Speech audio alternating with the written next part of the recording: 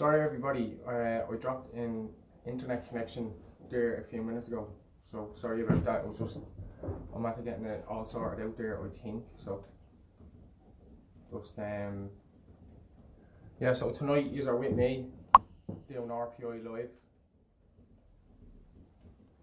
We I don't know what happened there, just the Wi-Fi is bad, probably just down to the weather. So yeah, tonight we're doing my first year of pigeon racing, how I found it. Hi, Mark Mooney, David Bredsford. General chat, how do you think the auction site is going? What else do we do? And a few people said to me about the moult, so you can just comment away there how you was getting on. The moult is new to me, as like at the way when I walk into my loft, I notice like the birds, they're just losing a lot of feathers really. They're all still in good form. So yeah. Mark looked like he had a stormer of a weekend over in the Algarve over in Portugal. Some definitely be on the cards for next year for myself. I was actually asking someone how much it is to enter a few boards into it. So if anyone knows actually how much is it to enter a few boards into the Algarve race, because I'd like to know. Just to, well, a matter of interest. Yeah, Dave, you're right. Yeah, the electricity keeps dropping. I'd say that's why the Wi-Fi is gone a bit small, bit cammy. My mum had no power today either, so yeah, the electricity is a nightmare around Clondalkin. So basically, I started pigeon racing. It wasn't. This year was my first year. I started back up in the pigeons in November last year.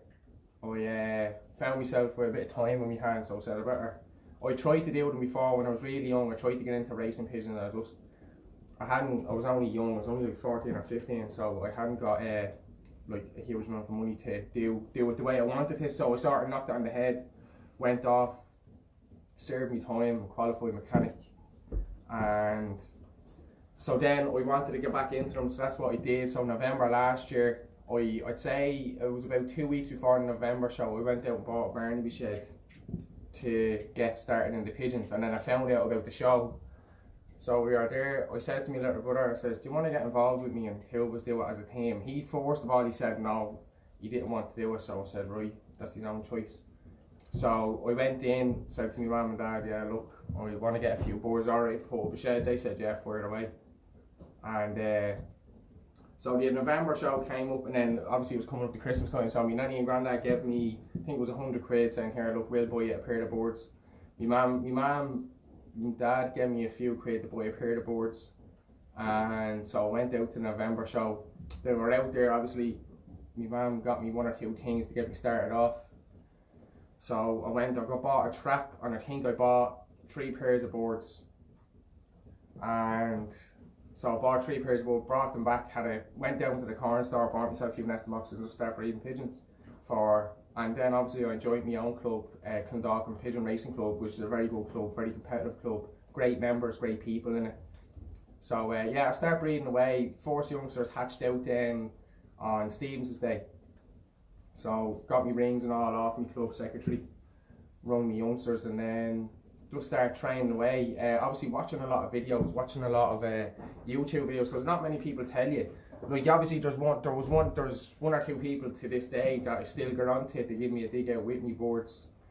They if I think there's anything wrong, or if I want to give them something new, I'll ask the lads first, which are the lads out of the club, can be very helpful. So yeah, so I started training my youngsters, got them flying around the house. Well, I got them bred, got them flying around the house, and everything was going good. And then my little 8x6 Barnaby shed wasn't good enough anymore. So I says to myself, right, and before that actually, when I brought the boards in, I put the nesting boxes up and got me filled and got everything organised. My little brother came down and he was like, oh, I didn't know it was this serious. Like, you know, he says pigeon racing is very, very serious. He says it's a great sport. So he says, yeah, look, let me in, now I want to do it with you. I says, right, no bother. So we went motoring away. Two of us just like obsessed with them. We were nearly sleeping out in the shed with the boards all the way through this year at the start. And So we are just basically getting our youngsters bred so we could let something out and watch, you know. And Darren Mooney was a big help. He's commenting away there. He was a very, very big help. So yeah, so we got our youngsters mounted, and we had a little 8x6 shed, and we got them flying in and out of it, and then we got another, I think it was 6x4, and barley sheds all over the back garden, and just trying to hold pigeons basically. So we were there, and we were just motoring away, and then thought came into my head. I seen a few lofts, obviously watching YouTube videos and all, and then we were like, oh, come you build a pigeon loft. So I built a pigeon loft, a decent sized pigeon loft, and we're happy with it now. I was still working. 9:30 last night, it was still altering things in the pigeon loft, getting it set up for next year already. So yeah, that's what I was doing. So what I found hard with pigeons and through reading on the internet, and this is just me this year, reading on the internet. How would you have mentoring you if you could pick any of mine? Who would you have mentoring you? Do you know what? Chris Davis, I'll tell you who. A lad, Darren Mooney, out of my club has been a huge help to me. And there's another man who's a good friend of the family, and he flew very well this year. His name's Graham Lawler. Just between them two boys, they've taught me a lot. I could nearly say I'm trying to fly the same as Graham. He taught me how to go, like, fly natural.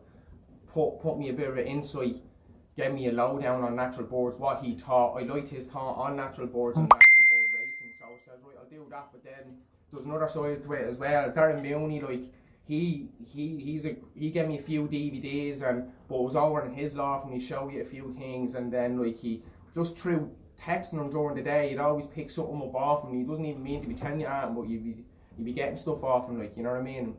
I found in like the pigeon game, like, not an awful lot of people want to give you a dig out, like, or won't really tell you, and they'll probably drop you one or two, but then like you're like to yourself, do you actually, like, is what he's saying is true? That's the way I found it. Like, pigeon people can be very devious, that's what I don't like about it. So I'm very, very open, you know. But between Graham Lawler and Darren Mooney, listen, the lads have been great, and there's what I found was, what was happening was, I was going into my boards, and then like I'd be thinking something's wrong. So some days they're shiting's off, like, and that's the truth, like, you know what I mean. And you think, oh, there's something. Sorry, I dropped off there for a minute. Yeah, so you go out to the boards, and you think there's something wrong with your boards. Like, oh, there's something wrong, and then you're running down the corners, and you're buying this and you're buying that. You don't even know how to give it to them. Don't know how to treat it. So, and then you're watching videos and reading forums and all, and your head's all over stuff. Your head's this size, thinking that you're doing something wrong, but all along there was nothing wrong with the boards. There was nothing wrong with them. Like, I walk into my loft, and not like the boards on an off day, like, they're not shiting absolute gold brown marbles, like, you know what I mean. Like, so like you can notice when the weather gets damp for a little while, like they go off a small bit, you know what I mean. It's fine. But it's Mooney said to me, and then, like, you know what I mean, Graham said to me, like, you're on the phone thinking you're not right, and the first thing he said to me, you get a test kit. You go to a corner store, get onto a vet. Mooney put me onto a vet, a lad up the north. He says, send off the test kit, you know what I mean, worry about it then. And then, like, there was a lot of rushing. Like, I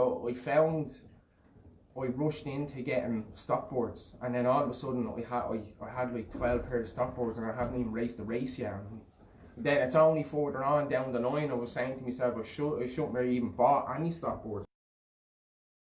Young boards in and just race. But anyway, I have stock boards. I got a few presents off lads and stuff like that. So, but I cut down my pairs this year. But you just, as where I'm sitting today, and after getting through my 4th season of racing, just you just realise all the mistakes I made. Now I know it's only my first time, you know what I mean, my first year. But all of them, like, just as I said, stock boards were the mistake from the start. Definitely a mistake from the start. Sorry lads, I have to move closer down the loft because I keep dropping connections and it's doing me head in. Just give us a second just to get set up and I grab my seat.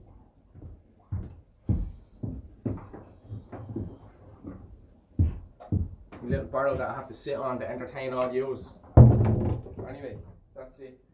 So yeah, I got me stock boards, I bred me 4 young boards, and then I was panicking all the time that they weren't, like, I was gonna catch this sickness or I gonna catch that sickness and I'm not doing something right and all. But like people do overcomplicate pigeons, so I think personally they're very, very simple. Just make sure that, just watch them. There's a fella called Bram Power, he didn't race this year down the club, and he said it to me, he was talking to me about my boards and stuff like that, and he says, ah yeah, you're watching them, you know what I mean? You get to know every characteristic, and I can walk into my loft and tell when one of my boards like are off or they're not themselves, because each one's a little character.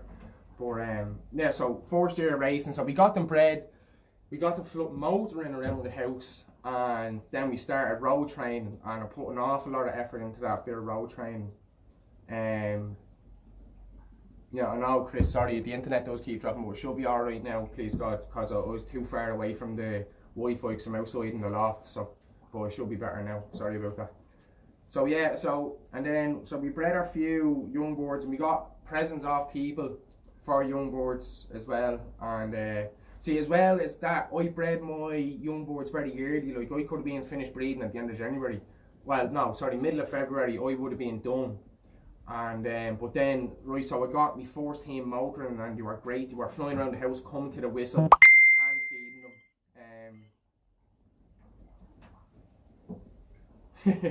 Yeah, I need a cushion, alright, yeah. So yeah, so I got the motoring, but then what I found was everybody breeds much later than me, like, so then I had my team set up and everything. Now Darren Mooney was like very quick with the young birds. He sort of had them, I had them in, and I got them going. Then I was getting late young birds off people, and then like you sort of don't have interest in them because you have your own ones trained. They're all going the way they should be going. So they sort of were a nuisance to me. But then they fell in with the team. I got them back going, and so then after they were motoring around the house for about an hour, I was obviously texting people out my club, stuff like that. And I was like to them, so what do I do now? And they were saying, right, next step is the basket. But everyone was telling me, don't put them into the basket too early. No expense spares, yeah, Mark. I need a new barrel, a bigger one. So yeah, so our first year we were oh yeah, so I got on to the lads about road training. So I was like, mate, how far do you bring them down the road? How many times a day do you do it? So everyone was giving like, oh, just bring them 5 miles, don't bother doing that. And then other fellas were saying, oh no, get them up the road. And then other fellas were like, twice a day. And I was like, what do I do? But what I think, I sort of, for at a stage before racing, I sort of just like blanked everybody. And it says, everybody's pigeons suit themselves.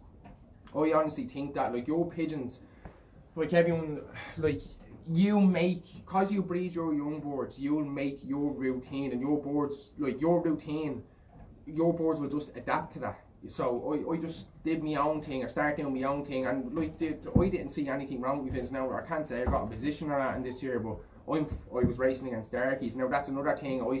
Like, there you go, Graham Lawler, he's a pure natural flyer, and he won a race this year with a natural young bird against darkies. So what does that say? Well, obviously the darkness is the way to go. Everyone thinks, I don't know. What I picked up from being this year, I think the darkness system makes your pigeons sick. So I don't think I'll ever be doing it. That's what I'm at the gathering this year.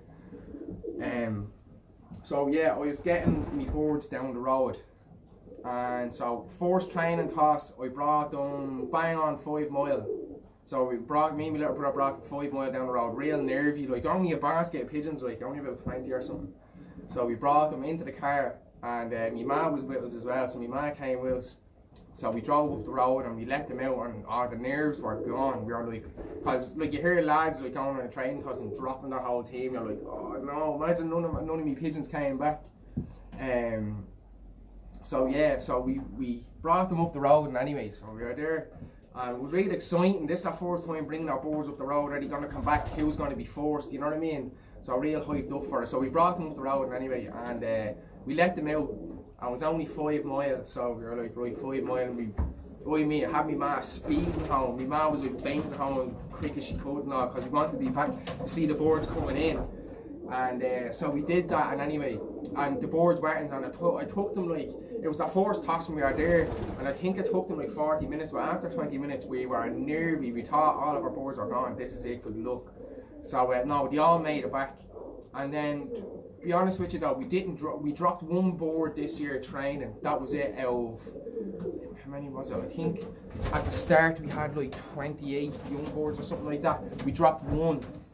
One day we dropped one out of 28. But then after that we brought them 5 mile, I think, until they bet us home. That's what Graham Lawler said that to me. I think Mooney said it to me as well. It was like, when do you up the mileage? And they said, they said when they beat you home, bring them another 5. And then so we went from 5 to 10, 10 to 15, and then from 15 to 20, and then from 20 mile I jumped them to 30. And then I sort of hung around the 25-30 mark. It depends how much time I had to drive down the road, because by the time you drive up the road and then you're home, get the boards in, get them all fed and water, I felt like it's nearly 2 hours, like, and obviously I have a little young one at home, you know what I mean?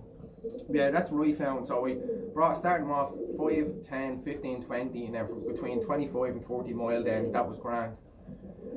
Aaron, I don't like the darkness, mate. Your boards will be much better this year. There's darkness house again. Yeah, listen, see what Graham Lawler said to me was, like, you start going on about sun direction and stuff like that, and the boards have their own body clock.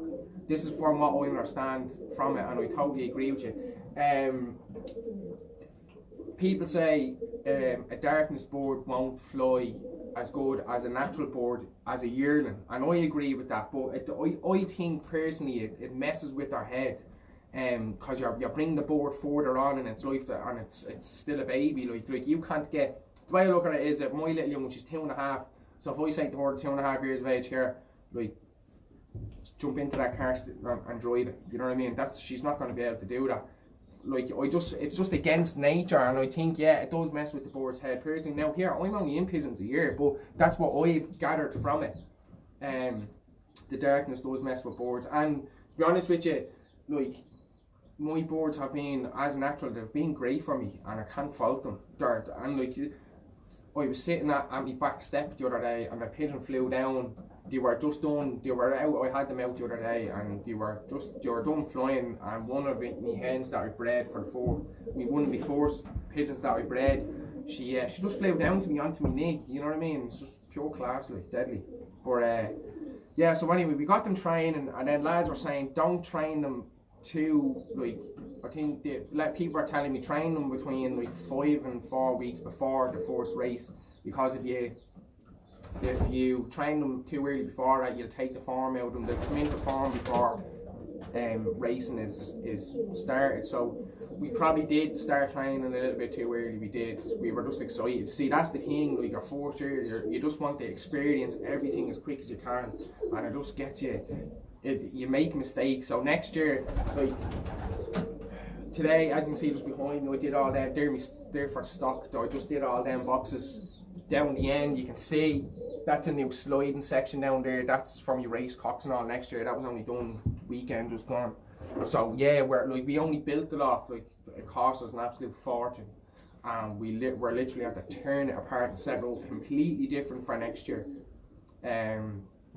Yeah, completely different. Like it's just mad. Like, see, the thing is, I think people who are good at pigeon racing don't change, they stick to that plan. It's too hard to stick to that plan, because as soon as you see something else, you're like, oh, I'm gonna try that, and then you just ruin your routine, and you're just lost, you know what I mean? Forget about it. It just does me head in. So what I've explained between me and my little brother, we've talked about it, we've talked about it a lot, like, just stick to the plan, and like, you have to have a year, like, you have to have your year planned out, I think, at the start of breeding, but you have to have that plan all the way to the end. Like, you have to make your plan at the start of breeding and stick to it to the end of racing. You know what I mean? Like, that's what I honestly think, because I was changing my mind way too quick. Like, every single day I was coming into me, like, oh, here I'm at the seeing a fella do this, and here I'm at the seeing a fella do that. But that's their system, and then you're trying to mix everyone's system together. It's just not working. So yeah, that's what I was doing. It was a nightmare. Anyway, we have a plan now. Well, the plan isn't put together, but we sort of know in the next couple of weeks, we'll come up with a plan between ourselves, and we're going to stick to it till next year, and we'll see what way our plan and our routine, how does that affect the results. If the results don't show, then we have to change the plan again, and then we're going to go again. See, like, pigeon racing is, I think, a yearly thing or a 2-year thing. You have to make a year plan or a 2-year plan, stick to it for your season, see how you get on, and then I think you'll bump into something by accident that you'll finally like clicks with you, and it suits you, suits your lifestyle, suits your boards, and then you probably get the results, start winning, and what everybody wants. See, like I was watching, Darren Mooney gave me over a few videos, like, and you're looking at other fellas, how they're doing it and what works for them. And like, yeah, you pick up a few tips, but like what to be giving your boards, how he feeds them, how he races them, or else you can learn a system to try it.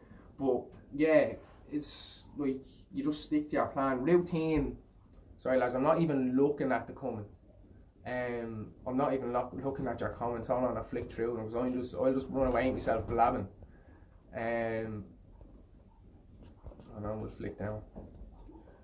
David, Darren Mooney, Mark, how's Mark? Yup Mooney. Anthony, how's things? Good. Anthony sound.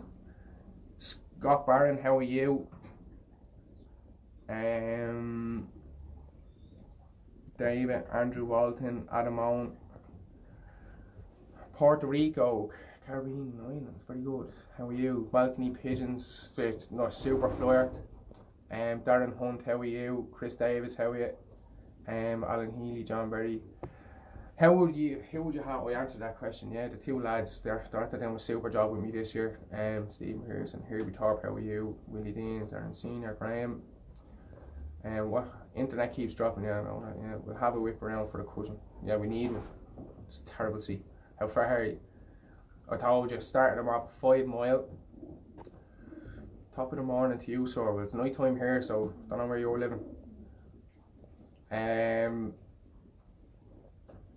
Be you next year, Mark. Take note. Yeah, hopefully Mark will start around. I'm actually looking forward. I think his little young fella Andy is wanting to get into the pigeons, so that'd be good now. Because me and my little brother said to him, we'll obviously breed him a pair of young boards, like,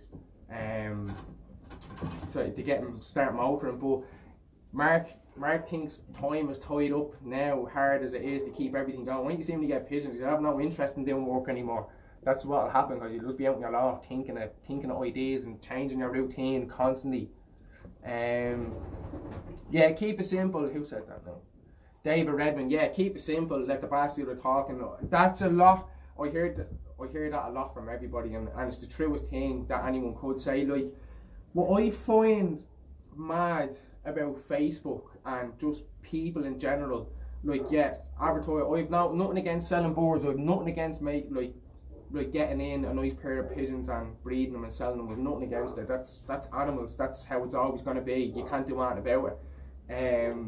So now some of the prices are arguable. I'll say that, but what I can't understand is people buying young boards just for stock. Like, it just doesn't, like, it even annoys me. Like, I have stock pigeons in there that I haven't a clue what they've ever done. Now, they're presents of people who are very, very good flyers, like you're seeing GB rings and you're seeing Belgium rings and all, so you're wondering, like, oh, that must be a good board. Like my first present of pigeons off someone was a fella called, his name's Tara Hill Lofts on this. His name's Joe and Jay Carabini, yeah, 2 sound fellas from East Wallen town. I still have most of their stock here. Like, but you get the boards off lads, and this is where I get a little bit lost. Like, lads buying in young boards just for stock because it's out of that pigeon, like, so that means it's a great pigeon. Like, I don't agree with it whatsoever. Like, I got a present of young boards off Graham, and he says to me, look, he says, keep them in now because they're good. Like, they're bred to the purple, as one would say. But like, it's killing me. Like, and he said to me, don't race them. But like I think that's what's gonna happen. Like, I cannot understand. Like, if a pigeon in my loft doesn't win, like I'll probably breed off it just to have a young board team next year. But I won't be keeping its young boards. I won't be holding anything back. Like, something has to earn its perch. Like, it has to win something, or it has to place very well in an opal for even me to consider breeding off it. That's just me. The amount of people, like, just because it has a name or a bloodline tied into it means it's going to be a super board. Like, I just don't get it whatsoever. I'm lost. Like, I do be lost looking at people. Like, I just think that's a waste of money. Gary Thompson, yeah, I don't like the darkness. Yeah, I answered that. Sorry about much better internet now. Yeah, thank you. Totally agree. Gramey boy, yeah, you like. Oh, I think he's only started up.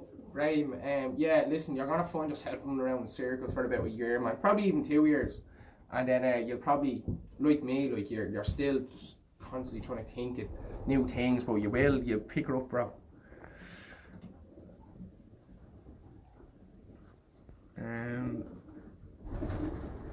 My first year back, Anthony Bracken, my first year back racing, and you just want to get started straight away. There's a lot, it will change next year, but it was a good experience to have it that year.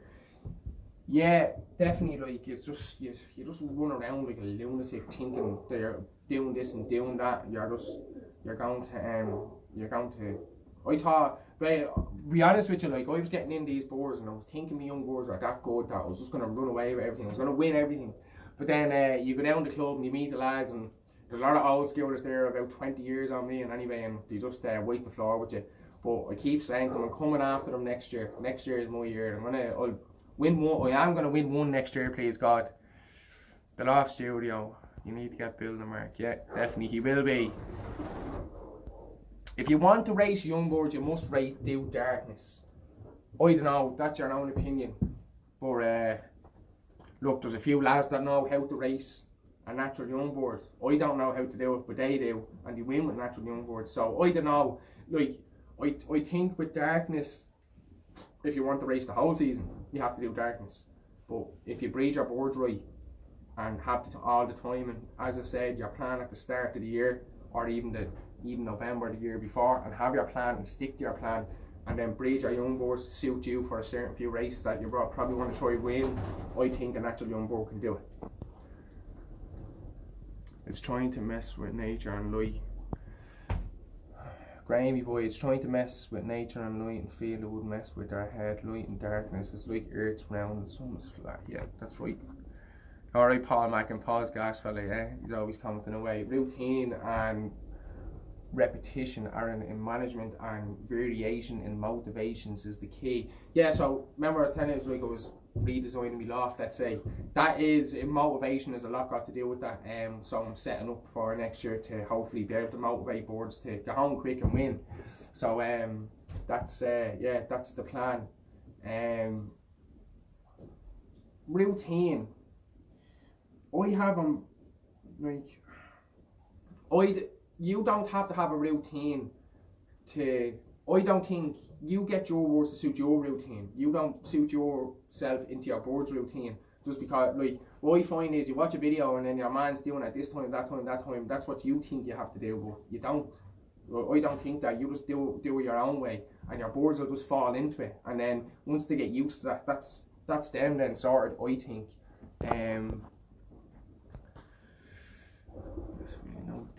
Aaron, it's all about the health and train, buddy. Yeah, Gary, I totally agree. It is, like, that's one thing I can pull out this year and truly say that I'll be definitely taking into next year's racing season, or even now before the stock boards go down. Like, health is key, man. Like as long as they're healthy, sure, all you have to do is feed them. That's it, and they'll do the rest themselves, I think personally. Yeah, so, like, once you just keep them healthy, they'll do the rest themselves. That's what I have in my head for next year, and obviously with a small bit of motivation and playing around with them and stuff like that, that helps a lot. But like, I'll give you an instance, right? I raced Pillmore Beach, I think it's like 120 mile, and I sent 8 pigeons, and 6 of them pigeons paired up themselves, right? Because they were early bred boards, so they were paired up with, like, the hen and the cock that were paired up, I sent them. Another hen and the cock that were paired up, I sent them. Another hen and the cock paired up. They were my only out of my team, and like what I had left, I think like 24 from racing. Yeah, what I had left,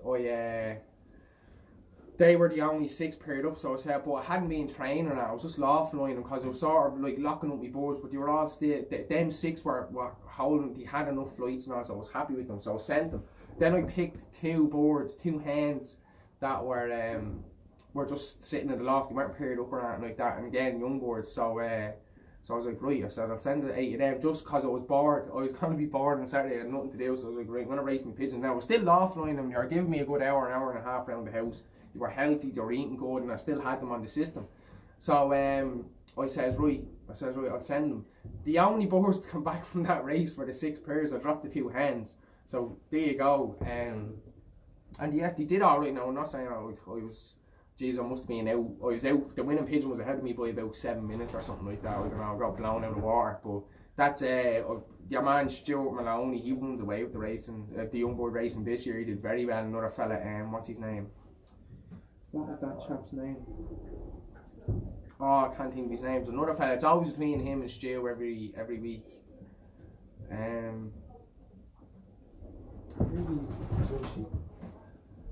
Oh, I'm not even looking for it. Where is it? Another fella in the club. What's his name? I don't know.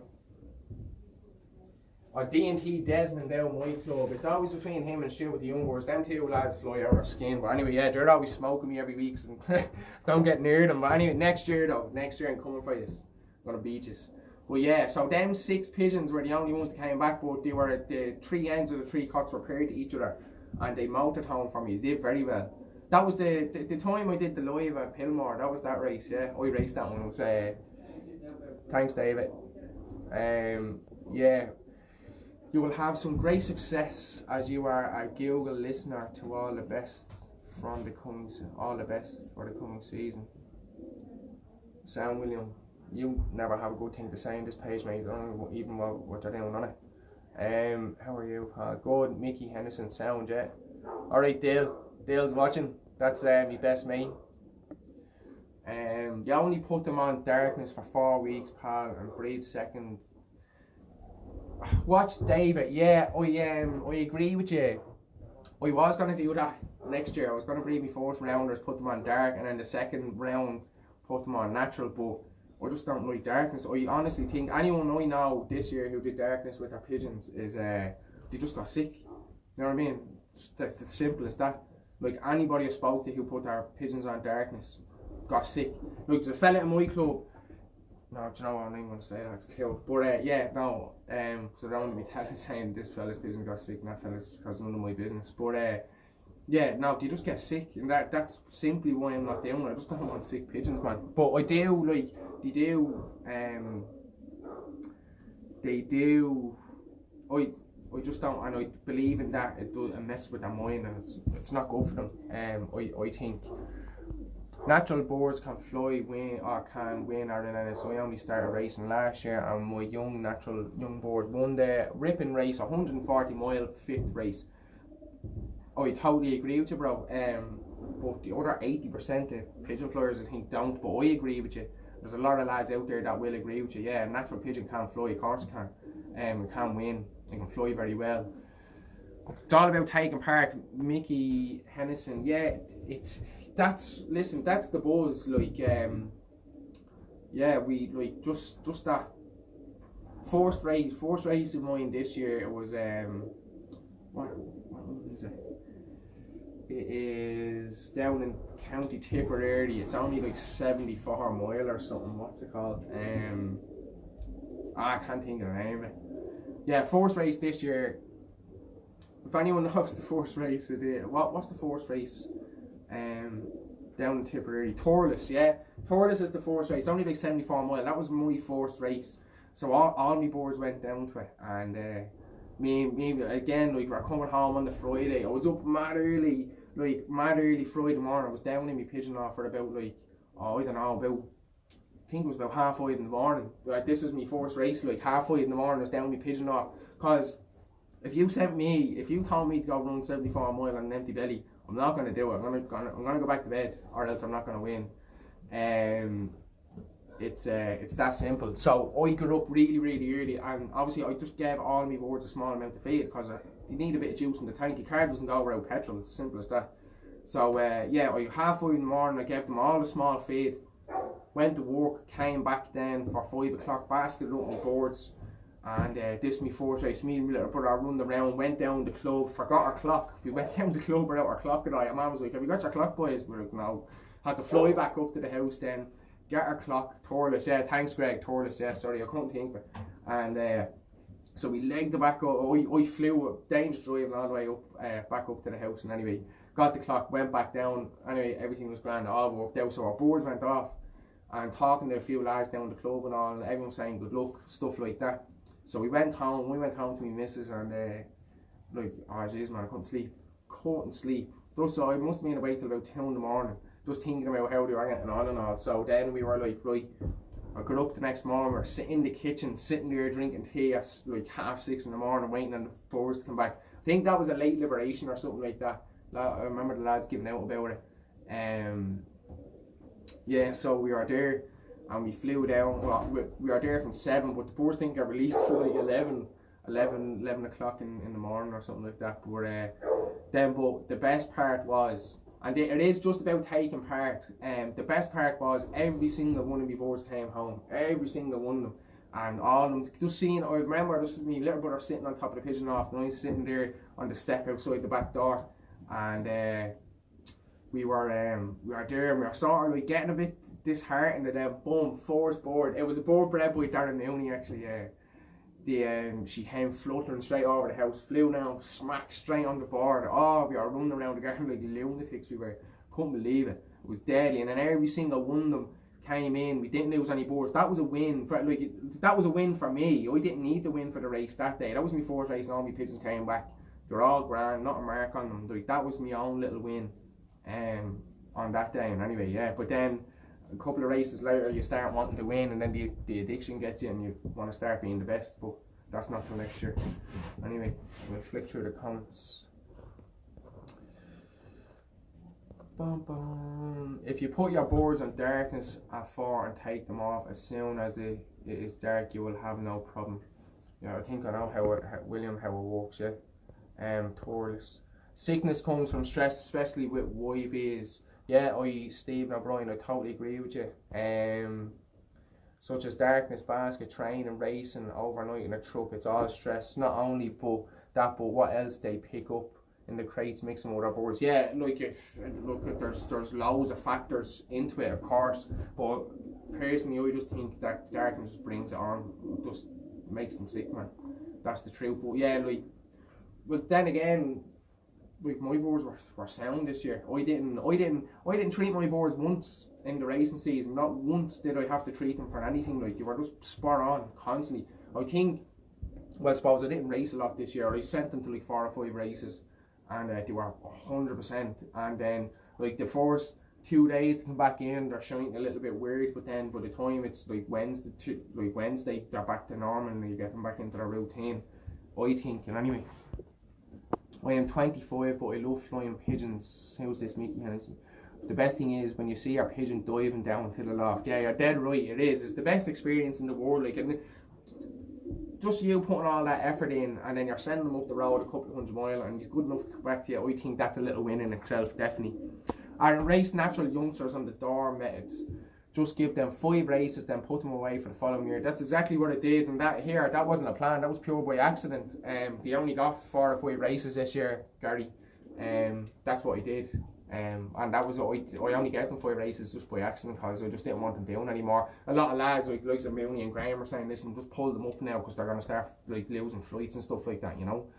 Providing they're healthy and they'll fly out with their skins. Yeah, that's the plan next year. We're going to win next year. John O'Brien, only getting on now. Hope it all went well to watch. See you later, pal. No bother. Thanks, John.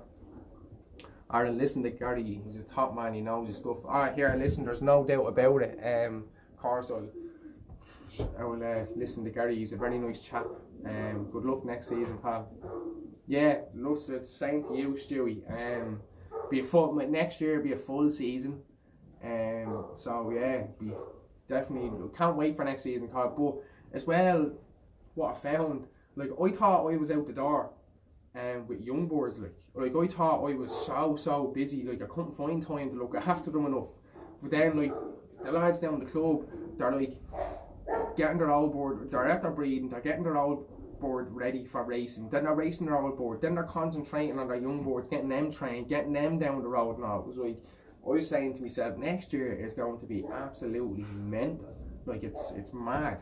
like it's some amount of time. Like the only reason why I really got back into pigeons because have a little daughter and I'll be down the pub every weekend. Like so, I had spare time and I needed to do something. So I just said I'd love to get back into the pigeons again. They always had me interested. Like so, that's what I did. And anyway, right. If you don't treat, you won't win. Oh, I don't know. But then again, like there you go. Like the video with Sean Hunt.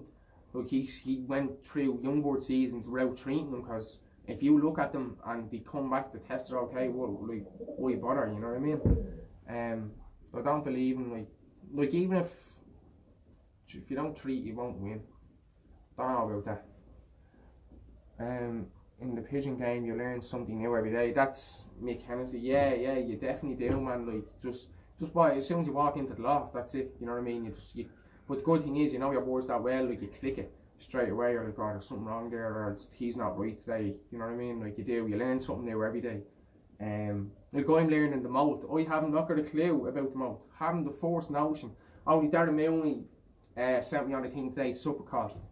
You know what I mean? He says, like you won't go wrong, just give him that going through the mouth. You know what I mean? So that's something I have to have a read. I have to I have to read into it now and see what it's all about and see what it does for the boards. Then like I was talking to him, I think last week or 2 weeks ago.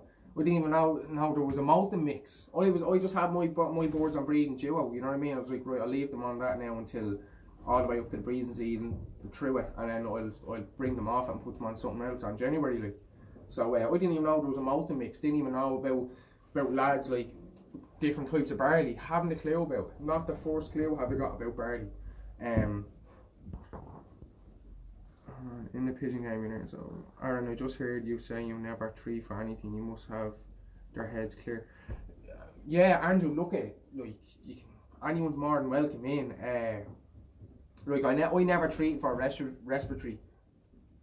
Probably why I didn't get a place, I don't know. But like, I think once, one of me pigeons, it was before I was even training them, I got a few young boards in off a dude, and one of them just wasn't right from day, like, he just wasn't right, and he was curled up, and then I was like, I wonder if he's not well. So then I came in the next day, and he was even worse, and so I was like, right man, I was like, there's something wrong with this pigeon. So I got on to Mooney and he was like, he says, just test them or give them a bit of this, give them a bit of that. And I gave them once, and this was like 2 months before, like, no, it was about a month before racing.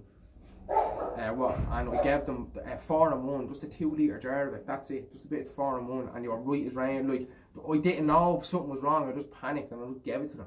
But one of the pigeons that ended up dying, I know from now. Back then I didn't know what happened. We died. One pigeon died and I didn't know what was wrong, but it was canker. I did not know. Like I wasn't, like, you know what I mean? Like obviously I wasn't watching, but it was just him, just that one pigeon. He just died from canker. That's what happened to him. But I didn't know that at the time. Didn't know what was wrong. Didn't know why he was curled up in a ball. I thought he was cold. You know what I mean? Like that's how much of a novice I am. But I know now. Like with the young, like I have 10 young boards down there just to mess about with during the winter and just to add into my team, hopefully for next year, a few late breds like. But I'm watching them like a hawk, and you know what I mean. So I just feel more confident with them 10 young boards than I am with my first team. But no, like I never had to treat my boards for that. I never had to worry about that. And like I remember, it was one stage where I thought there was something wrong with my boards, and I sent off 2 veterinary sample or the test kits to the vet over a dude in England, and he was ringing me every time saying, no, they're mint, like, and I thought there was something wrong, but there wasn't. He was like, Aaron, your boards are perfect. So that's what I make of it. And anyway, God bless brother Graham, you sound vaccinated 100%, but best treatment to prevent bacteria, garlic and drinker. Right, so this is it. Vaccinate, yeah, of course, I vaccinate my boards. That's without a doubt. What I tell you is what I give my pigeons, and from day one. So when you were the parents, the only thing I give my boards is garlic oil and brewer's yeast. That's it. And then I use Fraser's P3, because I like them. I like that stuff. It's good. It's a probiotic. It's good for them. So that's all I use. Garlic oil and brewer's yeast. That's it. That's all I use, and my pigeons love it. So the stock boards get it, the hens get it, the race team get it, and it suits me, so I don't have a problem with it. Routine, fit, healthy YB will win. Also good board to follow. Yeah, look, observation is a big key to success. Yeah, definitely. Like, you just have to be watching them. Like I love when I feed me. My favourite part of keeping pigeons is you come in, you get your loft clean, then you do their drinkers, you feed them, and then they all have their something to eat, and then you just sit there and you watch them, and you just chill out. But you see a few things, you know what I mean? They just be going around about their loft, like everything's real calm, you know what I mean? In the loft, dead quiet, and the pigeons are you're just watching them doing their own little thing. It's a great thing. Aaron, Derek here from Sarsfield, RPC. I'll tell you 110%, no one goes through any season winning without treatment for one thing or another. Look at this is my 4th season. I didn't have to treat for that. That's all well and good, but like, why would you treat a pigeon? Like, if your pigeons are healthy, like, say if you have a season that like nothing's wrong with your birds, why would you go treating them for something? Like, oh, I'm all well up for sending them off and making sure they're healthy, of course, but if nothing comes back, why would you treat for that? And probably people are into that like pre-treating thing, like they'll give them a course or something for a couple of days just to make sure it doesn't happen. Definitely, I'll agree with you there. I would love to help novices. I will give you my own health program. I guarantee you will have 100% more success. Thanks, Gary. Yeah, I'll be on to you. Definitely. This is why boards don't have natural immunity, because people treat without getting boards tested. No wonder there's so much sickness. Yeah, like, that's my sort of method of madness there. Like, I remember one of my aunties, like, when her kids would get a cold or a flu or something like that, they don't get anything. She doesn't give them any antibiotics, like, you know what I mean? But then again, the tree, like that, I remember seeing that years ago, one of them was dying sick, like, and they didn't get a thing.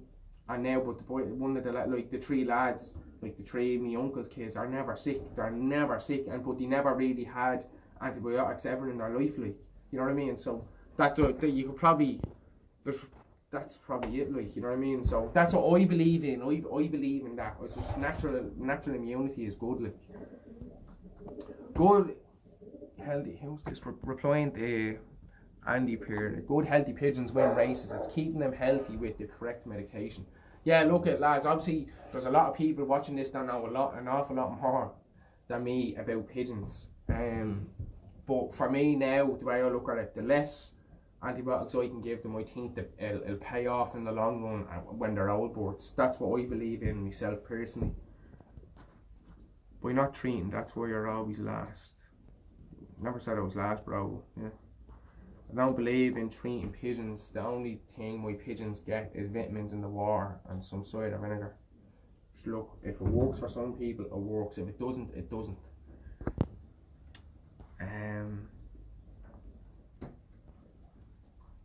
You must get your birds tested every 4 weeks and don't blind treat them. Ah, yeah, no, like, listen, I'm pure. That's key. Like, yeah, I picked that up about 3 or 4 months ago. I just, you know what I mean? I said, stop all the panicking, just get a test kit. Wait for the results. Then you know what to do. Definitely agree with you, David. Yeah. Do you win a lot? I don't think so, lads. Don't start going on like elms about racing this and racing that. Everyone's entitled to their own opinions, I think. So don't be like wanting to question people about the results just because of the way they believe and what they want to do with their boards. That's the way everyone's different. Brewers East is rubbish, pal. Again, that's my thing. You know what I mean? Like, that's what I like doing. So it's cool. If you don't like it, that's perfect. But it seems to work for me, and my pigeons seem healthy all the time. So I don't know. Look, you don't like it. I do. I never let pigeons out in weather conditions you would not want to walk in yourself. I would not let my birds out from September until the first week of March. Yeah, no, like, look, all my birds, I am a believer of that. As I said as well, before they go racing, that's why I always give them something, because I wouldn't run down the road in an empty stomach. So yeah, I know, like, I wouldn't let them out in bad weather or anything like that. So it's not like we're getting a whole pile this week now. Now they're locked up now, and there 1 or 2 of them are still molting a small bit. But that's it, really. I said winning, pal. Okay. Treating for nothing is pointless. It's if there's nothing there, don't bother. If in doubt, use the vet. but everyone to their own. Yeah, Stephen Maguire, I totally agree with you. Everyone to their own. Like, I don't like that. This thing with Facebook and like everyone like little elements. Yeah, if a fella says something, this is the way he does it. You don't need to question him about it. Stop that, because that's not welcome on my life in any way. If that's what he wants to do, that's what he wants to do, and you just be happy for him. See all this little knick-knacky thing, or do you win, where's your results and all, cut that out, so I've no time for it. That's what a fella wants to do with his boards. You know what I mean? And it's probably going to work for him. How do you know it's not going to work? So that needs to stop, because I don't agree with it. I don't like people doing that. Like I like Brewers East. Fella doesn't, so what? I like it. That's all you need to know. You don't need to question me about it and try to change my mind for me. I think for myself. Don't let others think for me. As I said, like when I first came to Pigeon, it was every fella would say something different to you, and then you're thinking you're doing something completely wrong. But like, if everybody was the same, then sure, like there'd be no winners then. You know what I mean? We'd be all winners. So they just don't start questioning people on the podcast. I don't like that. Listen to Derek. He a new champion of Sarsfield. David, don't start arguments, please. When your boards mix every week this is Kerry Pearl. When your boards mix every week, they're not healthy. They may look it, but they're not canker. Is warm eggs are growing, bacteria is going up. It's up to you.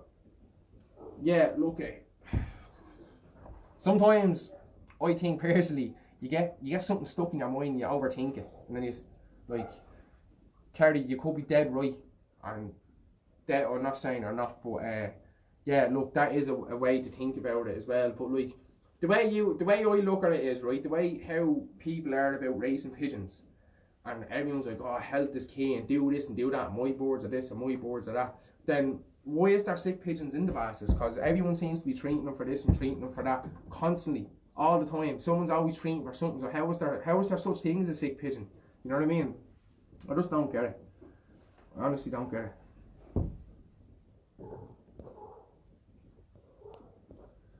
30 years ago, racing pigeons was different. This is Gary Thompson. What was missing on the day was on the loft the next morning. The modern day pigeon is not like that anymore. Was not there by 10 AM the next morning. Very often does not come. That's very true. I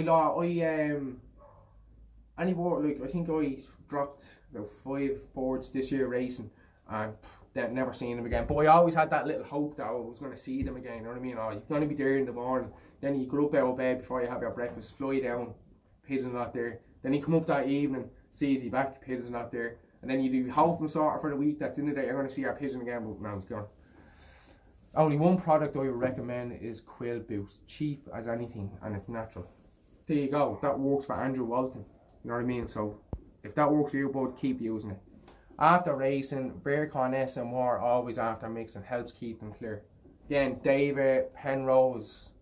I don't know if I'm saying my name right. Sorry. If that works for you,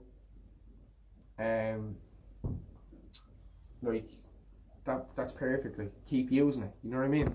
Like that. Obviously, there's a lot of stuff out there. Like the way I looked at it is like you could go into the corner store. You could be looking at 50 products on the shelf and all do different things for your boards, like health wise, vitamins wise, prevention things. Sure, you could buy the 50 of them if you listen to everybody. You know what I mean? You could end up needing the 50 of them if you listen to what everybody else uses. As I said, everyone has their own little thing. That's what they use and it suits them, so that's good enough. Using it myself this year, it's great. Brilliant stuff. Aaron, you have done RPITV. Well done. Thanks, Gary. Well said. Agreed. Top job, mate. Well said, Aaron. Getting on the plane now. Well done, Aaron, mate. Top job. Talk to you, Mark, when you're home. What's rubbish to me? A man can be gold dust to another. One man's junk is another man's gems. This is Stephen McGuire. You've got the right attitude, Aaron. Supporting your own beliefs. Yeah, definitely. Like, think for yourself.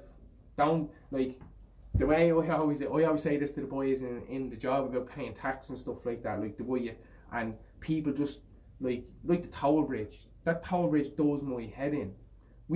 It's just a road that you go across and you get charged for it, but people just pay because they're sheeple.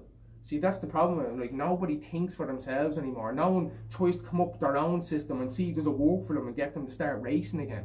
You know what I mean? Like, everyone's like, what's his system? Maybe if you use his system, that's when I'm going to start winning. It's not. Think for yourself. Come up with your own system. Try something yourself. And then it might click and then you might start winning. That's what my thoughts is. I think I need to get my own system going.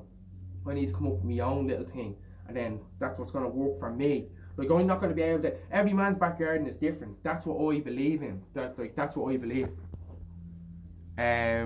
What's your thoughts on training, big batch, small batch, or this is Chris Davis, singling up with boards of prey? What do you think? Right, this is actually something that came up between me and my little brother. So we just trained all of our boards together because it was just like you, say, going into town. First time you go into your man, you say to your man, right, give us bus fare. Why? I want to go into town or Dublin City, which is a busy place, or London, let's say, with me mates. Right, yeah, no bother, there's your money. Like, you're with your mates, you feel alright. This is what I believe in training boards, right? So, you feel alright, and so, yeah, you feel alright about going with your mates and you're confident, so you're getting, you go into town, you get home safe because there's a group of you. So, that's what I believe in, right? So, when you first start training, bring them all together, I think, right? I know boards of prey are a bit of a nuisance, but look, that's pigeons, we just have to put up with it and that's it. So, yeah, so that's what we'll do. So, I believe in training them in a batch, right? So, together.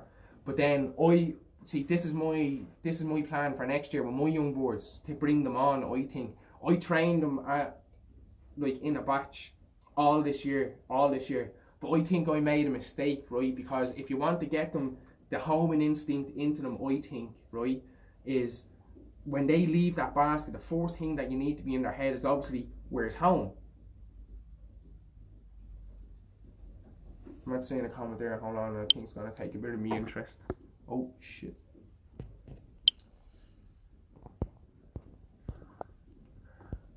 Carrie Pearl, Aaron, why are you on live TV asking for help when anything lads try to help you with, you don't want to make me sense to me, but wish you all the best in your racing?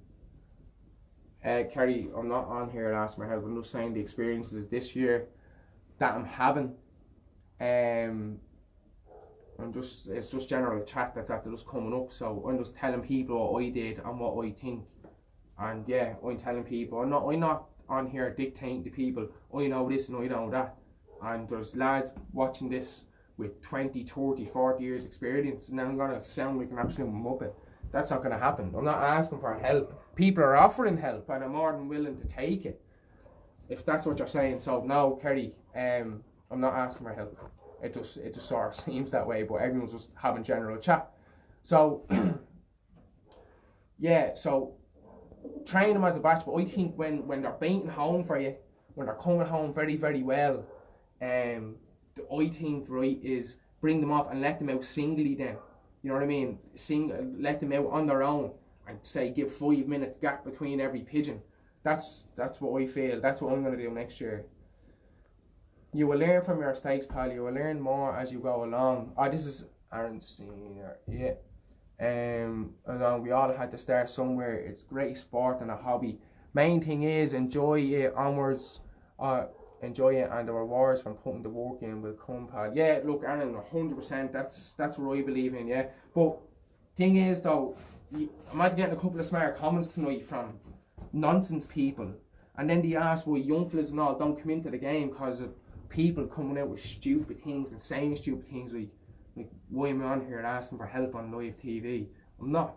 That's just the way it went. Like I'm not even asking for help. People are just suggesting things. That's all. Well, no one was forcing their opinion on me. So yeah, you're dead right, and I can't wait for the reward. The feeling, it'll probably never happen in my life, but the feeling of winning my first race, please God, I'm saying it's going to be next year, so I am going to do it next year. But yeah, the rewards are unreal. Sick boards and baskets, as you can treat viruses, and that's the biggest problem that has pigeon racing in the last 10 years. Yeah, you're dead right, Aaron. Yeah, like viruses, look, no one can dodge them. So I had one last week, and it was a horrible day. I even took a day off work because I just didn't feel like doing that. And so you can only imagine what a little pigeon feels like when you catch something. Stephen O'Brien, keep doing what you're doing, and you'll pick it up, pal. We all have to start somewhere. I learned most of what I know by making mistakes. Definitely, like here, I'm a qualified mechanic, but the 4-year apprenticeship I did, you want to see the mistakes I made. Wrecked yokes, wrecking, snapping bolts, ringing heads, you name it. But now, like you can go to a job with confidence and it's just bang, done, done, done. So like if you don't make mistakes, it means you're not doing it properly. That's what I believe in. No need, mate. Aaron just nicked your spot. Even the boards are listening. That's grand. I started last year. Hopefully get a winner one day. Who's that? Liam Beach. Liam, you will. Just keep at it. That's all. Like yeah. But to be a winner, you have to think like a winner. You have to get up in the morning, or you have to get up on the Monday, start the week the boards, and say to yourself, you're going to do it this week. But I know it's hard after 2 years, 3 years of racing, not getting a winner, to not keep saying to yourself, yeah, look, just get up and tell yourself every day you're a winner. That's what I do. Next year, I'm going to get up just before the season, I'm going to get up, come in, and I'm even going to tell me boards that they're winners, and I'm a winner. And everyone's going to be a winner. You always have to think positive things will come. How do you win to your boards? Scott Woolley. Do you know what, mate? I'm learning about the moat at the moment. This is how I'm winter on my boards. They're locked up, they're comfortable, they're fed, they're watered, and I have to go read about Supercall later on. That's it. Keith Duggan, how's Keith? Peter Bell, how's Peter Bell? E. coli, who's this? David Pierce. I need to reply to someone. Aaron, take on board what everyone is saying and listen, right or wrong. You have to learn by your own mistakes. I had pigeons 50 years and I'm still learning. The only advice I would give you is, hold on, years. I'm still learning. The only advice I would give you is get to know a flyer and listen to him and take his advice and everything. Good luck, buddy. You will get there. Yeah, look, definitely I do. Here, like when I meet an experienced person, I know I'm a chatterbox now, but I don't talk an awful lot. I do a lot of listening just to try pick up a few things. Aaron, I used to have running dogs, sulky crosses. You could give them anything, but if that dog is not good enough, it would not catch the hair same way pigeons. Yeah, look at bloodlines have. I think like you get a good bloodline and then you get a good fancier. I think it's 70% pigeon, 30% man. I'm probably saying 60% pigeon, 40% fancier. I think that's the way it's going. Why are you on? Yeah, I read that comment. No expert in training, but boards need to learn how to break from batches home. Used to train by myself, not anymore. Yeah, true. Yeah, well here, like a fella does training. How are you, Peter? A fella, like you meet him, like my mum, I'd be going to work, but before I go to work, I basket up the pigeons and leave them outside at the front door for my mum. So I'm going to work and then my mum brings them down the road for me. She brings them down the road for me and meet your man who does a lot of lads in Ireland use them in Dublin, and he brings your boys off training, and so they're with a big batch then, and they learn how to batch, you know. If he's not asking for help, he's talking to his first year. People are offering their opinions. Thanks, Mark. Yeah, I cleaned that up myself as well. To me, pal, you are on live too sure. How are you trying and race your boards? To me, pal, you are on live to show how are you trying and race your boards. I don't really get that, Mickey Selma. That's please. It's his first show. He's never asked for advice or would his TV show, so we were going to be sarcastic and then please leave. It's alright, Mark. I'm tough as rubber nails to me. I'll always bounce back. Thanks, David. Sure, look. You're doing a fast job sound. The young man is putting up a good show. He's a bit. Here, lads, listen. The people don't like that. Don't bother me. So it's cool. Don't even bother with. You don't even need to write on. That's just people full of nonsense. You need to go to bed now. And just don't be watching if you have bad things to say. As like my mom always told me, if you haven't anything nice to say, don't say that at all. So I think that stands for a few people in here. It's cool. It doesn't bother me. This is why people ask, why don't young people get into the sport? Here's a young fella. Well, I'm 24. You know what I mean? A lot of you are a lot older than me. And then like, I'm trying to do something. So I'm doing, like, I'm part of RPI, trying to get the sport recognised, doing a live that I was asked to do, but I said, yeah, of course I'd love to do it. So I'm starting off talking about my first year, and then you get people like that being negative, like, why don't young fellas and all come into the sport? You're looking, like, that's it. Like, everyone, like, I don't care what people say, nothing bothers me, but like, that's the example there in the comments. You know what I mean? That's why people, like, them people are moaning, no one's coming into sports, going to die and all. Like, nasty people, like, just can't keep bad comments to themselves. Peter Bell, if you put the work in, you'll get to enjoy it all. Look, even if you don't win, lads, and you know yourself, it's all just it's just fun. That's what it is. People forget it's a hobby.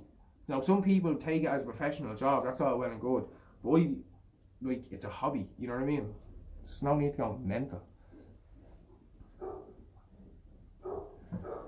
Gary Thompson, I'm not gonna. Thanks, Gary. I agree with you. All the best to him. Please leave him, don't come back. Jeez, man. Always get the haters with her. But here I am, not even finished my loft, but you, bro, defo making me make sure it's finished this week. Can't wait. Here, who said that there now? Grammy boy, yeah, man. Look here, I was on the tools. I was up at 6:30 Saturday morning, doing my pigeon loft till 5 o'clock. Then I had to bring my daughter to circus, and then Sunday morning, just gone, I was up at 7 o'clock, and I was here till 9:30, still on the tools, making sure the pigeons can get done. It's about being happy and enjoy it. Definitely. Fair play, pal. Keep it up. You're doing it, and we'll come. The main thing is to enjoy it. Yeah. So like, sometimes like you think there's like, it's hard to keep the vision of the enjoyment because you're like, oh, why aren't I winning? That's when you'll start getting negative and you'll be too hard on yourself. Then the enjoyment is gone. So I'm not doing that anymore. If you get the win, you get the win.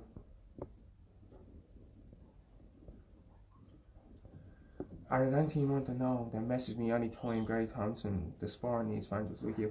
Thanks, Gary. Glad you said that. Yeah, look, of course, if any questions whatsoever, and I'm sure. I hope you're actually, Gary, you're at the Blackpool show, because there was a bit of a scenario that happened during the week. I texted one of my friends, and says, what's the story? Are you going to Blackpool? I want to go to Blackpool this year. My first year, like, Blackpool will come, and he was like, he's been a bit weird with me, you know, so we left it at that. He was like, oh yeah, I'll text you in a few weeks and stuff. Then I was in the pigeon loft, my mum comes in, my mum booked Blackpool for me this year, so it's anyone, I'll see whoever is in England, and of course I'll meet other lads in Blackpool. I'll see everybody in Blackpool this year, please God, because my mum booked it as a surprise, but I saw it around as a surprise because we were going to book it in anyway, but she found out, so she had to tell me. Just finished my 4th season this year, Luke Hughes. Not had a win, but every race I didn't win, it just makes me more hungry for it. Yeah, definitely, man. It builds up the hunger, and then like, cause just imagine what I can't wait for, the day, the feeling of knowing you're at the winning your 4th race, like what it feels like in the belly. You know what I mean? Then it'll give you that rumble, and it'll give you more hunger if you want another one. Definitely. We would set out a plan now: treatment, breeding, and then training, and write down to a small book for reference. Yeah, Mark Doran, good shout. My little brother's actually is a printer, and he prints diaries. So this year he's printing just before breeding. He's printing a diary with a little loft name and all that. So yeah, we're getting a few of them done. Your time will come, Luke. You're 24. Yeah, Mickey. Why do I look 32 or something, or 50 or something? Do I? Yeah, I'm 24. Yeah, I have a 2.5-year-old daughter and all. Yeah, 24. I tried to help you, Aaron, you didn't want to know, and I wish you all the best. How's that not me? Carry, don't worry about it, we're still friends. It's cool. We're not going to fall out with you. Love listening to your startup stories. I remember meeting you 2 years ago. No, David, that was last year, my thing. You couldn't wait to race. Nice guy, need more like you. Yeah, we actually bought a set of breeding boxes off David, sound fella, only up the road.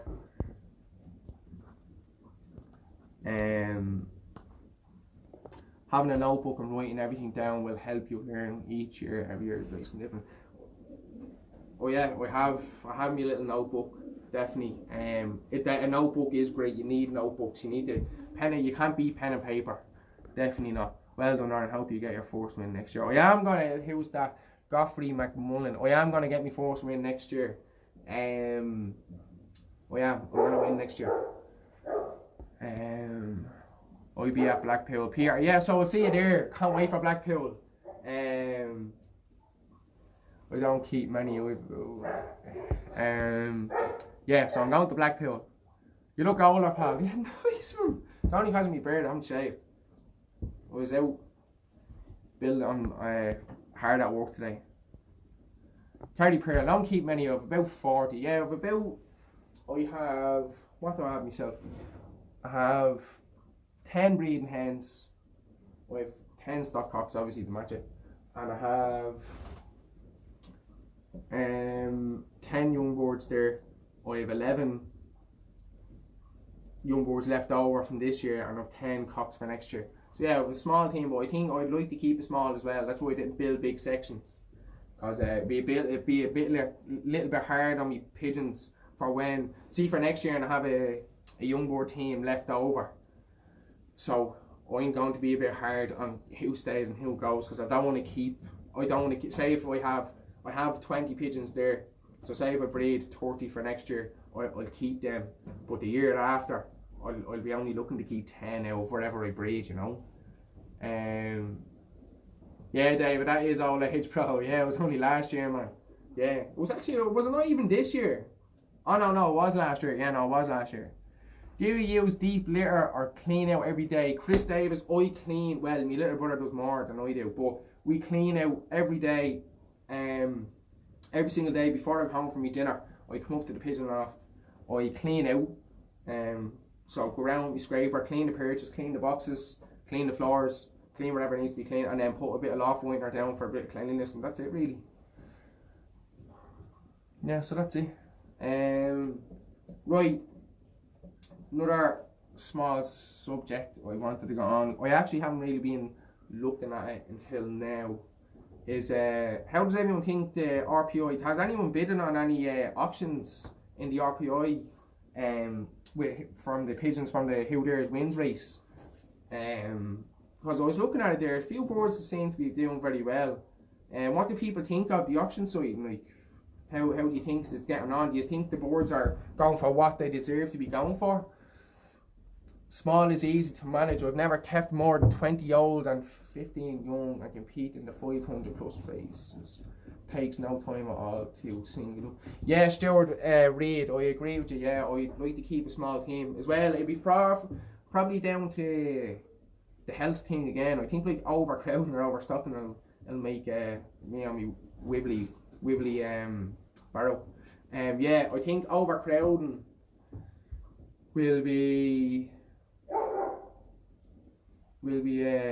overcrowding will cause problems for you, I think. Thanks, Mark. I'm enjoying it. I'm enjoying doing this. I'm enjoying the just this is more like just the whole group. I know I'm meant to be telling you about my first year of racing. That was just to get the conversation going, and it's that there. I don't even know how long we're going. How long are we going? Does anyone know how long we're going now? But yeah, look, this was general chat for the group. Like, there's over 3,000, maybe 3,500 members. So this is just like us as a community, just having a bit of talk. I'm just the igniter, you know what I mean? And then yous are after keeping me going through the comments, which is great, you know what I mean? Right. No, I think price will rise closer to the day. Oh, Anthony Breckman, I totally agree. I think that like people who are serious about buying will just wait until the last day, put their bid in to say, listen, everyone go away, but you never know what could happen on the last day. See, I haven't really been looking at it yet, because I looked at it on the second day, just right, and I looked at all the prices, but I'm not gonna look at it until the last day, because I think that's a bit of excitement in watching auctions. I only raced 11 young this year myself and won the young board averages. Stephen O'Brien, yeah, Stephen, look, I'm always having a little nose in, you're a super flyer. Like, who say, I don't believe in, like obviously lads breed 50 young boards and just get them up the road and do whatever, but I don't believe in that. Quality over quantity by me any day, and I'm sure Stephen's the same as that. Love the ace board, lost 16. Yeah, I think I heard Mark or someone saying it. Like, if I was going to buy a pigeon from a one-off race, and what I personally think the pigeon that should go for the most money is the ace pigeon, because he's the most consistent. That's just me. People just want to buy the winner, that's fine. But I'd buy the ace pigeon. The ace pigeon is a cracker, I like.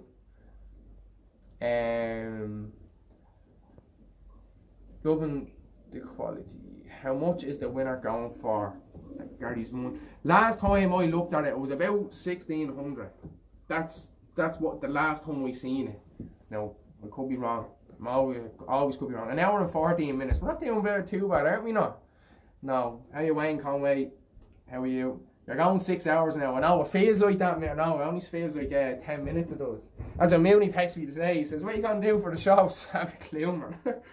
Oh, stop. Yeah. So that's it. Yeah, no, the RPI auction site seems to be going very well. Listen, lads, you want to see the amount of work Mark and Gary put into that? Like, Jesus, I won't be able to do it. No way, man. It's bad enough trying to do it live. Keep the talk going.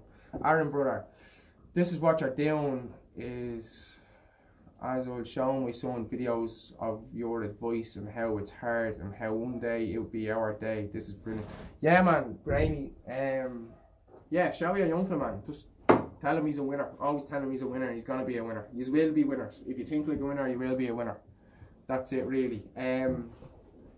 My barrel's giving way, so I'm gonna have to get on to Mark now. Send him over. Send me over at noon, because it's starting to collapse on me. And it's terrible. I need a cushion as well. But Mark who? Mark Lyford. I'd say if Mark would probably, no, I don't think Mark's gonna buy the pigeon, no. He has to build a law for us unless he wants to keep it in the bedroom, but I don't think the missus will be happy about that. So big auction, 4th October, Sarsfield, to raise money, I think, for lads that collect strays over years. Yeah, Sarsfield is in Ireland. It's down at Ballyfermot in Dublin, and they do have great auctions down there. That's where I bought my forest board. Me and my little brother went down just to have a look, and we ended up getting carried away and buying one of our forest pigeons. He's really nice board though. He's actually sitting there. Yeah, that's him there. See him there? That Mealy. He's a sticker donker. That was our forest board we bought in an auction. Again, buying needless stock boards. Man United won, Arsenal won, in case you're missing out on it. Yeah, sound man. I used to be, my dad's mad into football, but I'm not. Well, I am. I like watching, I'm more of a GAA man. I like watching Gaelic, stick to my own Irish heritage and all this crack, you know yourself. Sound Stephen. Nice board. Yeah, it is. He is a super board. Yeah, mate, I'm alright with that. He's great compliment to RPI. Tom Swift, what Tom say? I'm missing out on things here. Yeah, he is. He's a cracker. Look at him hiding now. But yeah, he's a dinger. So that's why we're holding on to him. Hopefully he'll breed as a winner next year. I got him and I only bred one young board, and that was the one young board I lost training. I was heartbroken over the stupid thing. Tom Swift, bang on Mark. Not being able to watch it all, but I've seen it's been good. I'll watch the replay tomorrow. And does Mark have something to do with Gary's one law race? No, he doesn't. Just the whole point in RPI, this is just putting it down in layman's terms here, right? The whole point in RPI is promote the sport, promote one law of racing. You know what I mean? Then is the auction site not promoting as well? Like, so that's, yeah, it's promoting one law of racing. So he's giving people a hand. You know what I mean? Like, everything he's doing is for free. That's why you don't get this. Like Mark's sound, and I don't know why people like have these queries. I know you have to be wary of people, like, but I'm easy going. I can trust him, and I have a good judge of character. And if Mark wasn't an a-hole, I'd tell you all. Trust me. No, he has nothing got to do with it. Him, like, he just obviously him and Gary clicked as friends when they first met each other, and Mark just did a bit of live coverage of his race, and then things went a little bit further. through friendship. That's it, like, you know what I mean? There's nothing got to do with, like, Mark has no, like, stakes in the race or so whatever you're trying to get at there, I don't know. Aaron, I've had you on split screen with the match. Good man, David. Multitasking. There's a lot of things we can't do. Oh, my girlfriend's watching. She's probably wondering where I am. So I haven't had my dinner yet. I'm starving. What breed of boards do you have, Aaron? Breed of boards I have, right? This is the story here. So he's a full sticker donker. I got a present from Darren Mooney, right? The mad thing, right? He bought a cock in for just breeding. In for just breeding, right? And he bred one youngster off him, right? Lost him, but Darren's going down a different path this year. So he bought a Lambrix cock, right? And he obviously paid good money for him, but he gave him to me for nothing. And I seen a hen in his loft that I tried to buy, he wouldn't sell it. Then I ended up getting it for free, so it was grand. But so I have a lot of Lambrix now. Like that sticker donker. See, this is the thing about my stock boards. Tara Hill, Lofts, Joe and Jay. They gave me stock boards. Joe's old school, like he's old, you know what I mean? And he just gave me the boards and didn't tell me what breed they were, but he just says to me, he says, here, listen, he says, they're going to breed you go pigeons. He said, just breed off them, race them and tell me how you get on. And that's it. So, like, 3 pairs of my stock boards, I haven't got a clue what they're off. Couldn't tell you. But they breed lovely young birds. And a man came into me off. He was very, very good pigeon. He flew very well this year, Graham Laura, and he handed a few of the boards that I don't know what they're bred off. And he was like, oh my God, he says, Dirk, that's a smashing hen. Like, she's lovely, you know what I mean? Yeah, so that's it really. Yeah, so like, no, I haven't a clue. Graham, I love how settled and quiet the boards are. Yeah, like, it's all about making it nice and cozy for them. That's what I believe in. So that's why I built all these new boxes. Like they're actually widow hood boxes, and I split them myself to make more boxes. So I haven't got loads of room. So that's what I did. Yeah, and listen, they seem to be enjoying it, and they haven't been fighting that much because that's all the new cocks in their new section. So, but yeah, no, it's all about having them nice and cozy, nice calm environment for them. But it just shows that they're comfortable in the loft as well. So yeah, I'm happy with that. Thanks, Graham. Thanks. That's fair enough. Yeah, no bother, Kerry, anytime. Doing a great job. Thanks, Chris. Go get your food. I used to sit in the loft and eat mine every night. The missus used to go on, oh, here, pigeons get you in trouble with the missus, alright, yeah. She'd be ringing me all the time, where are you? And I'd be like, oh, I'm just up doing this with the pigeons, I'm just up doing that with the pigeons. You know yourself, like, it's just, like, even when you get home, you're in bed, you're like watching something about pigeons or just thinking about pigeons. It's mad. Yeah, definitely. Same, bro. Mark is sound, lads, and I don't know. I feel like people's jumping down the dude's neck, like, but he's real out there. That's what happens when you're out there, though. You know what I mean?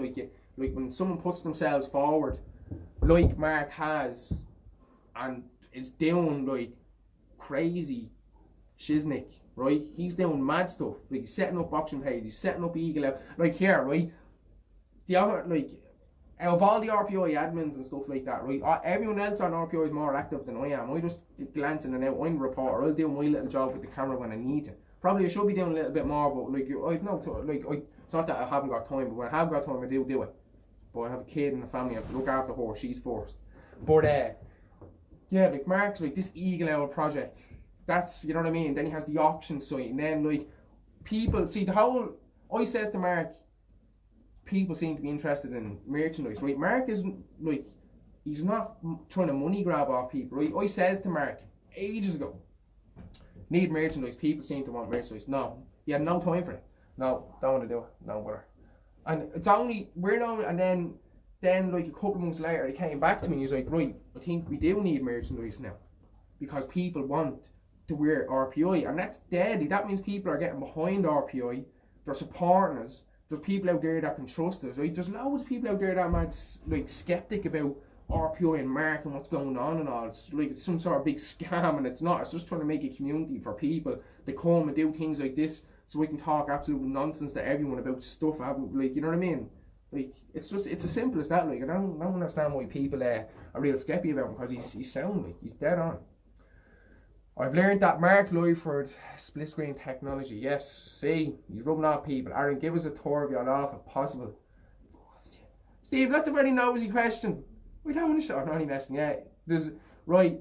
Like my old man says, never pick one of your youngsters. You will end up losing it. I swear to God, you just took the words clean out of my mouth. I said it to him, I was like, oh, I have a pigeon I'm mad about him, he's killed and all, and then, yeah, he's gone. That's it, good luck.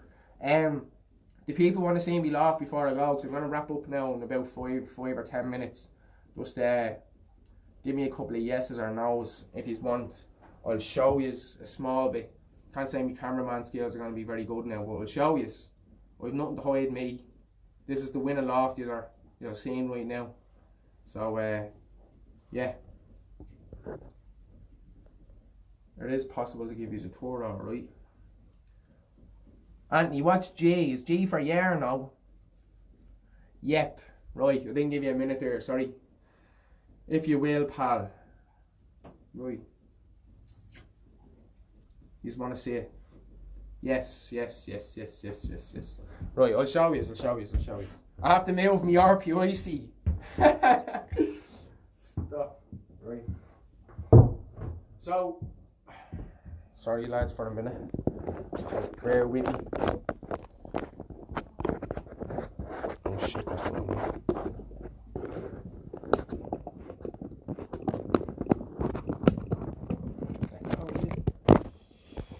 Right, so you can see me there.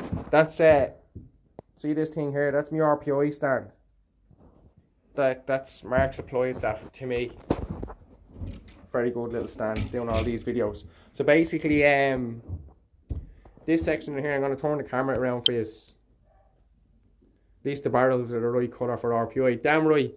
So these are my hens, these are just a few of my stock hens. So they're just chilling out. There's my aviaries. That's just small few stock hens, nothing major, you know what I mean. Then this is my new section I did this week. I split the boxes, they're all my stock cocks. As you can see, they're all happy. That's their bit of food and their bit of water. So yeah, I built them stock boxes, them boxes there on the weekend, and then flushed it to the floor just to make it look neat, you know what I mean? Neatness be my thing. And then like all these down doors and all, like obviously everything's built, not bought, as you can see.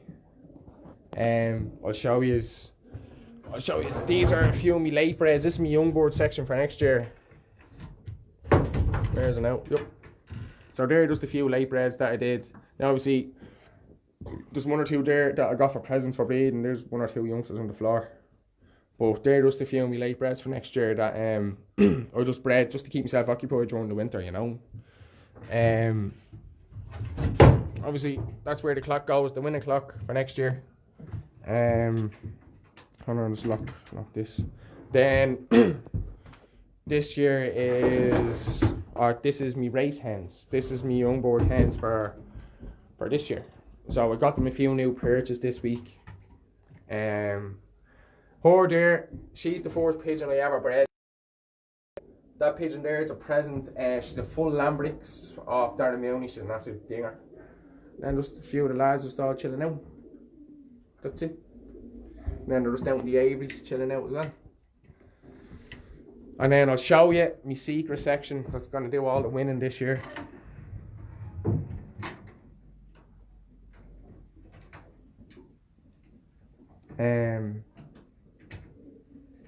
Hold on, just look at me a sec. Sorry lads, it's actually, that's unusual because usually I have good Wi-Fi out in my pigeon loft. Every time I go to walk down the cock section, it's dropping signal on me. Hold on, we'll try it one more time. But you'll be good for the widowhood next year, won't you? Yes, that's it. See, I only have a small team for next year, you know.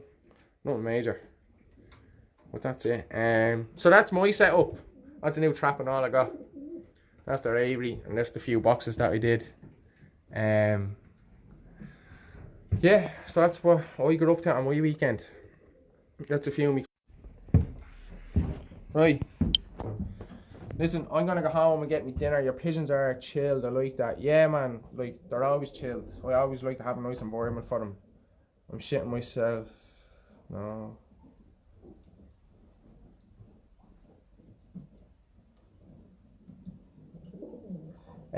Yeah, so listen, that's my loft that I built. Me and my little brother built, and I got a bit of help from my family. So listen, I'm gonna fly home now and get me dinner, and see as my little young one awake. So I hope he's enjoyed it. It was a good night. I enjoyed it, definitely. I suppose we talked a bit about pigeons, a bit about health, a bit about my first year, and so that's it. So hashtag keep flying, and I'll see you all later. Thanks for watching.